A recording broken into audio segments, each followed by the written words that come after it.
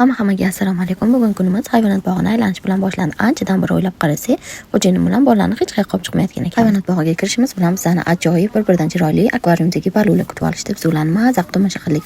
Keyin bolalarga yuringlar, adinglarni ko'rib chiqamiz. Men sizlarga adinglarni ko'rsataman dedimda, ilonlar bor zonaga olib kirgan. Adasi ham mendan qolishmadilar. Anta sapsari bo'lib oying yotibdi, ko'rganlaring, oyingni tanib olalaring dedilar.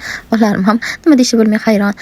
Keyin aylanib yurdik. Bu yerda nima bor oyi deb so'rashdi. O'zim ham qidirib topolmadim nima borligini. Keyin dinozavrlar deb yozib qo'yilgan joyga kirdik. Dinozavr faqat maketlar bor ekan. Aylanib katta fillarni ko'rdik, jirafalarni ko'rdik. Bola shunaqa aylanib mazza qilishdi, shunaqa jirafalarni tepadan ko'rsa bo'ladigan sharoitlar qilib qo'yishibdi. Ichkaridan oilanali zonalarda ham ko'rsa bo'lar ekan. Shunaqa hayvonlarga ajoyib ovqatlar berishdi. Ayniqsa bu hayvon olmani yomon ko'rar ekan, lekin karon bersa juda ham mazza qilib bergan. Ayniqsa bolalarim qo'lini ham yeb qo'ydi. Bir-biri bilan urishib oxiri aylanib kelsak, bu yerda parkli joylar ham qilib qo'yishibdi. Oldin bo'lmas edi bunaqa joylar, hozir bunaqa parkli joylarda mazza qilib bola o'ynashyapti. Ayiqlarni shunaqa ko'rdik, ona bola, menimcha bular mazza qilib o'ynashyapti bir-biri bilan. Shunaqa ayiq ham nima qilishini bilmay yo'dan bu yoqqa dovdirab yuribdi. Shunaqa filmdagi hayvonlarni ko'rdik. Asal maymunlar, juda ham maymunlar ko'p. Hayvonot bog'ida bir ajoyib g'alati hayvonlar bo'ladi. Maymunlar yomon ko'rganim. Menimcha men bu maymunni ham odamlar ko'rib mazza qilmayapti. U maymun hammani ko'rib mazza qilyapti. Shunaqa zonalarni chiroyli qilib qo'yishdi lekin.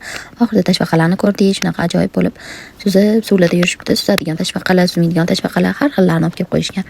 Ilonlarga ham chiroyli zonali joylar qilib qo'yishdi. Mazza qilib komfortli bo'lib ilonlar yotibdi.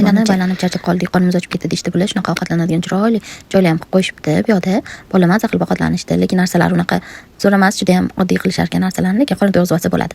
Lekin mazza qilib aylanadigan joy bo'libdi.